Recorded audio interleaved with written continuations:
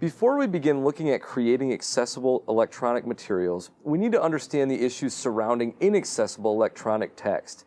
To best understand this, we went straight to the source to talk to individuals who use and work with inaccessible text in a university setting.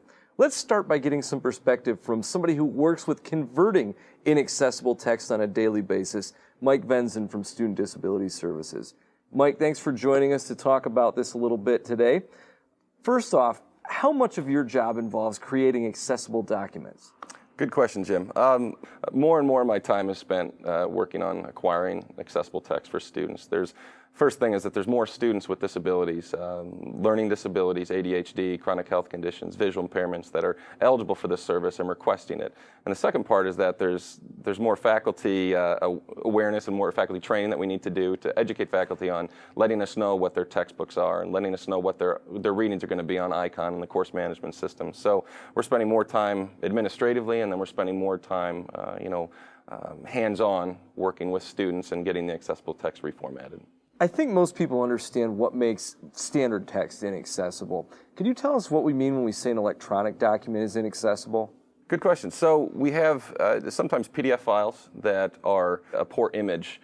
And so that could be that it's a fifth generation photocopy that's been scanned in. It could be offset. It could be that the pages aren't laid flat on the scanner. It could be that there's underlining, highlighting, footnotes, words literally written in, or giant sections X'd out or circled. And that's not good for the average student. That's not good for students in general. That's not good for research and academia in general. If you can't read the document or it's illegible, that's not very useful. Another thing that can make an electronic text inaccessible is if it's just an image file that the software can't read. If it can't see what the letters are, it doesn't provide a useful document to students with disabilities. What are the biggest issues you see with electronic text that leads to inaccessibility? Well, the first thing, like I mentioned before, if it's a poor copy or a poor scan, it's hard to work and create anything useful out of something that's a poor image. Next would be if the optical character recognition hasn't been run on it, then it's just going to be seen as an image. What that means is we have to work through the document that's inaccessible, and we have to run it through the software, and that's something that faculty and anybody using Adobe Acrobat Pro or another software can do on their own.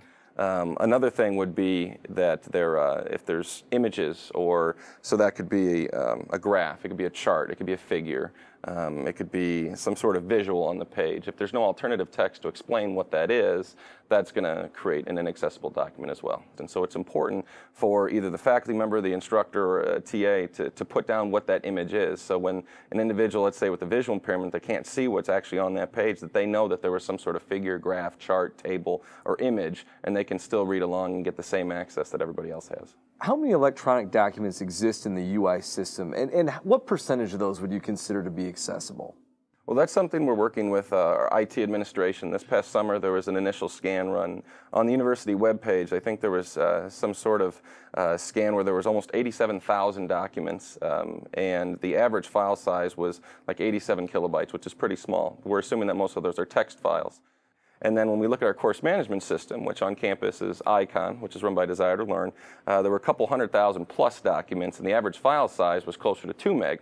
So when you compare that to the other file size that's on the UI website, we're led to believe that that's going to be mostly image files, which would be inaccessible text, most likely.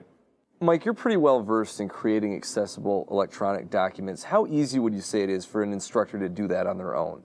With a few basic steps and the right training, it's very doable. And we do have software available on all the ITCs and through virtual desktop. We also have our office that can be used as a referral source or a consultant, as well as the library has services to help instructors create accessible text and create good good scans for accessible PDFs.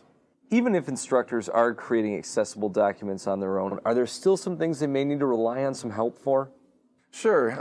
Science and math texts are probably the first thing that pop in my head for that question. Average text, novels, we really don't have many issues with that, and instructors probably won't have many issues with that. But when there's formulas or scientific notation, there might be some specialized alternative text that need to be added in there. And so usually faculty have the expertise to know how to say that in an alternative text way. And so we could just help them create those accessible text boxes and they create the alternative text so that users with disabilities can access that. Mike, is there anything else that you'd like instructors to know about creating accessible electronic documents? I would like faculty, instructors, TAs, administrators to know that there's a few basic steps that can be taken to provide accessible text to students. And this might be something that you only need to do once with a specific document. If you're using it semester to semester, you don't have to necessarily do anything semester to semester.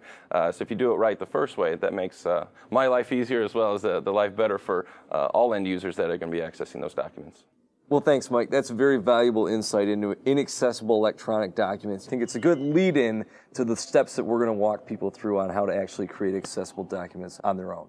Great. Thanks for having me.